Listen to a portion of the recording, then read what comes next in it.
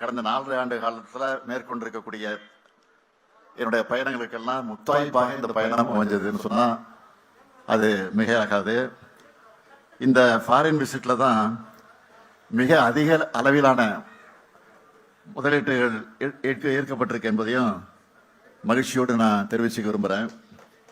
ரொம்ப successful tour இந்த tour, ரொம்ப ப்ரௌடான டூராக இந்த பயணம் அமைஞ்சிச்சு. அது ஏன்னா உங்களுக்கே தெரியும், இந்நேரம் உங்களுக்கு தெளிவாக தெரிஞ்சிருக்குன்னு நினைக்கிறேன். ஆமாம், 1000 ஆண்டுகள் பழமையான உலகின் முதன்மையான ஆக்ஸ்போர்டு பல்கலைக்கழகத்தில் தந்தை பெரியாருடைய திருவுருவப்படத்தை திறந்து வச்சது தான் அந்த பெருமைக்கு காரணம். முதலீடுகளை ஈர்க்க சென்ற முதலமைச்சராக மட்டும் இல்லை, பெரியாரின் பேரனா, திராவிட இயக்கத்தை சார்ந்த தலைவரா, சுயமரியாதை உள்ள ஒரு தமிழனா, இந்த பயணம் எல்லா வகையிலும் எனக்கு பர்சனலாக மறக்க முடியாத பயணமாக அமைஞ்சிருக்கு.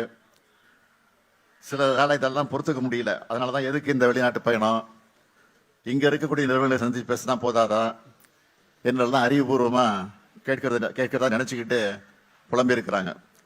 அவங்களுக்கெல்லாம் நான் சொல்கிறது என்னன்னு கேட்டிங்கன்னா, ஜெர்மனியில் நடந்த இன்வெஸ்டர்ஸ் மீட்டில் நிறைய ஜெர்மன் கம்பெனி வந்திருந்தாங்க. அப்போது நம்ம தமிழ்நாட்டை பற்றி எடுத்து சொன்னதும் பல முதலீட்டாளர்கள் என்ன சொன்னாங்க தெரியுமா, தமிழ்நாட்டில் இவ்வளவு பொட்டென்ஷியல் இருக்குன்னு இப்போ நீங்கள் சொன்ன பிறகு தான் தெரியுது. இதுக்கு முன்னாடி வேற ஒரு மாநிலம்தான் தங்களோட பொட்டென்ஷியலை பற்றி பெருமையாக சொல்லிட்டு இருந்தாங்க. இனி நிச்சயம் தமிழ்நாட்டை நோக்கி நிறைய முதலீட்டாளர்கள் வருவாங்கன்னு சொன்னாங்க. அடுத்து ஜெர்மனியில் NRW மினிஸ்டர் பிரசிடென்ட் திரு ஹென்ரிக் பூஸ்ட் அவர்களை சந்தித்து பேசினேன். அவரும் அதையே தான் சொன்னார். இப்படியான தொடர்புகளை ஏற்படுத்தவும் பார்ட்னர்ஷிப் உருவாக்கவும் தான் வெளிநாடுகளுக்கு முதலமைச்சரான நானே நேரில் போனேன்.